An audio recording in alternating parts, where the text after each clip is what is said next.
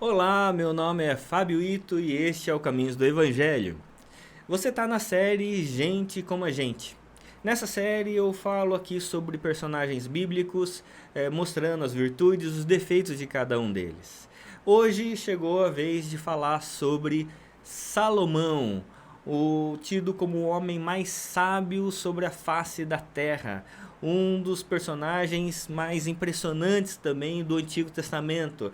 Salomão era um homem de sabedoria, mas ao mesmo tempo parecia que tinha uma certa loucura em Salomão. E é esse grande personagem que a gente quer considerar nesse vídeo. É, Salomão, ele foi tido como um dos homens mais sábios sobre a terra, porque ele, quando Deus chega para ele e fala assim: Salomão, pode pedir qualquer coisa para mim que eu vou te dar. Salomão pede sabedoria. E aí essa sabedoria que Deus dá, ele passa agora a governar o reino de Israel. É importante dizer que Davi era o pai ali de Salomão, né? Davi foi aquele que organizou a nação de Israel, organizou todas as coisas, fez com que a nação de Israel se tornasse grande. Ele venceu muitas guerras e estruturou toda a nação de Israel. E aí, na morte de Davi, Davi chega para Salomão e diz assim: Olha, Salomão, seja homem, se atente à palavra do Senhor e não se desvie dela. E aí, Salomão, então, quando vai ter o um encontro com Deus, ele vai dizer assim: Deus, me dá sabedoria para poder governar este grande povo. E Deus dá sabedoria a ele, e a nação de Israel vai tomar o seu apogeu, vai se tornar territorialmente, com relação às questões visíveis, vai ter o seu apogeu na era do governo de Salomão. A ponto, veja só você, a ponto de a rainha de Sabá, que estava na Etiópia, vir somente para ver, né, quem era Salomão e o que era a nação de Israel. Porque a nação de Israel, ele estava localizado ali na região de Canaã, que era o centro do mundo da época. Ali, a região de Canaã, era a rota de passagem de 3 continentes. Se alguém estivesse na África e quisesse ir para a Europa, tinha que passar por Canaã. Se alguém estivesse na Ásia e quisesse ir para a África, tinha que passar por lá também. Então era rota de passagem. E a rainha de Sabá começou a ouvir relatos de que havia um reino, havia um rei extraordinário. E ela foi lá ver que que reino era esse? Era o reino de Israel, e o rei era Salomão. E aí, Salomão, ele na sua jornada, ele vai escrever 3 livros no Antigo Testamento que engloba ali, faz parte, livros que fazem parte dos livros poéticos e de sabedoria. Vai ter Provérbios, vai ter Cantares e Eclesiastes. Eu sempre gosto de pensar que Salomão escreveu Cantares na sua juventude, quando ele fala ali sobre a relação entre o homem e uma mulher, sobre o amor, sobre a sexualidade, né? Ele falando sobre essas questões mais na sua juventude. Mas na sua fase mais madura, ele escreve Provérbios. Provérbios, um livro que fala sobre a diferença entre o justo e o injusto, entre o certo e o errado, entre o bem e o mal. É um livro de dialética, né? É um livro que ele sempre está comparando essas duas coisas. E um terceiro livro que é Eclesiastes, um livro de alguém que já viveu muita coisa, mas começa a olhar para trás e começa a perceber o que vale e o que não vale a pena na vida, né? Que tudo é vaidade, que é como correr atrás do vento, né? Debaixo do sol nada faz sentido, que a vida só faz sentido se for acima do sol. Por isso que o livro de Eclesiastes vai terminar dizendo que de tudo que se tem ouvido, de tudo que se deve guardar, que você tema a Deus e guarde os mandamentos do Senhor. É isso que vale a pena na vida.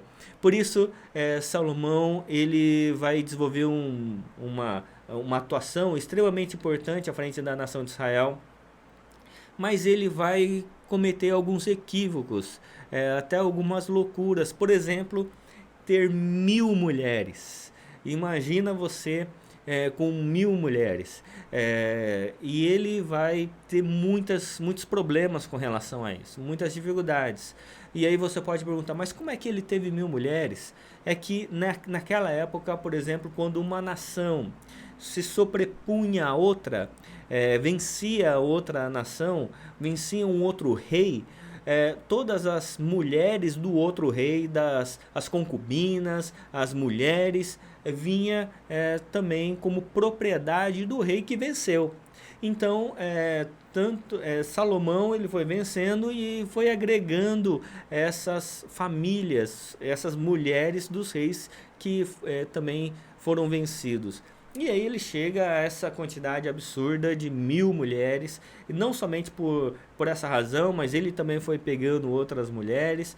Então isso foi uma loucura, né? Isso vai trazer consequências sérias, tanto para Salomão quanto para o reino, porque à medida que ele vai trazendo mais mulheres, essas mulheres tinham a sua organização de fé, a sua maneira de desenvolver a sua espiritualidade, e muitas delas eram idólatras, né? E algo que era abominável a Deus, né, com relação à lei.